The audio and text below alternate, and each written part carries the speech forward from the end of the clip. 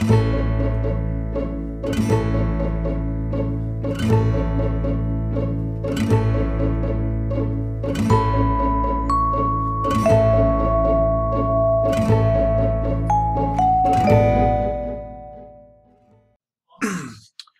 evening. Welcome to Jim Munley's World of Weather. You clicked on to long range weather forecast discussion for December 27th through January 8th. I'd like to wish everybody a Merry Christmas.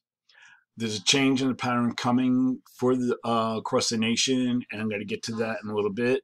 I'm going to look now at the period for December 27th to 31st.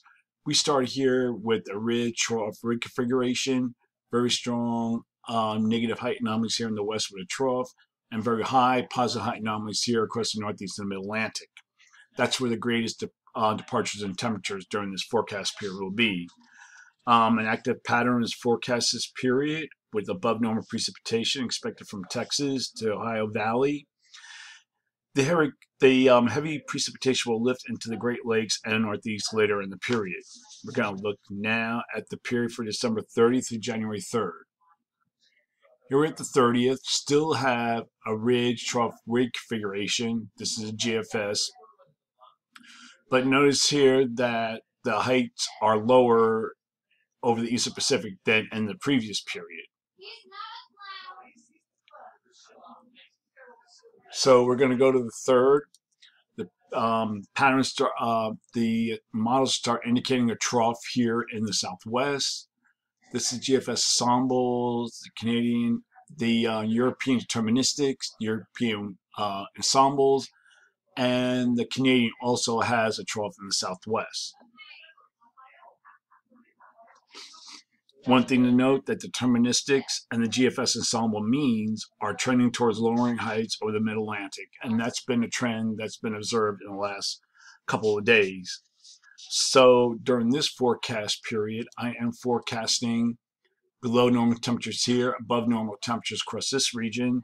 Across this area here, I'm forecasting temperature anomalies to be 18 degrees below normal, and across here, temperatures 9 to 12 degrees above normal. For precipitation, calling for below normal precipitation here, above normal precipitation for areas east of the Mississippi River.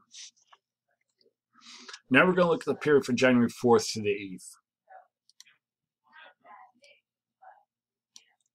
Here we're at the 4th, and the models are split this period with the GFS and the GEFS, and the European ensembles are forecasting a trough of some strength in the east.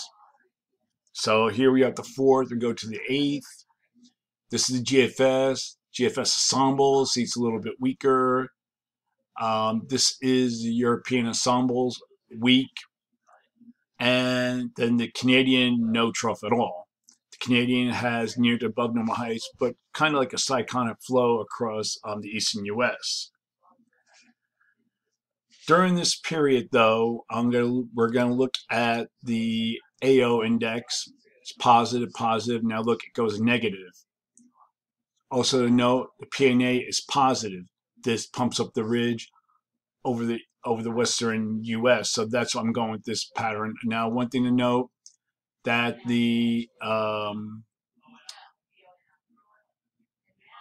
NAO though remains positive through this period, during this forecast period. So that means no blocking of large storms in the eastern U.S. So the ensembles during this period are not picking up very well on this pattern change. As you can see, I'm going to show you here that a lot of them are still hanging on to a cold west, warm east. Oops, went a little bit too far. It's up a little colder here, near normal. So this is the pattern I'm going for this period. I'm calling for above normal temperatures here, below normal temperatures for this region. And I'm going with low temperature departures on both sides because it won't be that warm here in the west, and it won't be extremely cold here in the east yet, but just more like normal for this time of year. So for precipitation, I'm forecasting below normal precipitation here, above normal precipitation for this region here. So that is a long range weather forecast discussion for December 27th through January 8th. Thanks for coming to Jim Munley's World of Weather, and have a good day.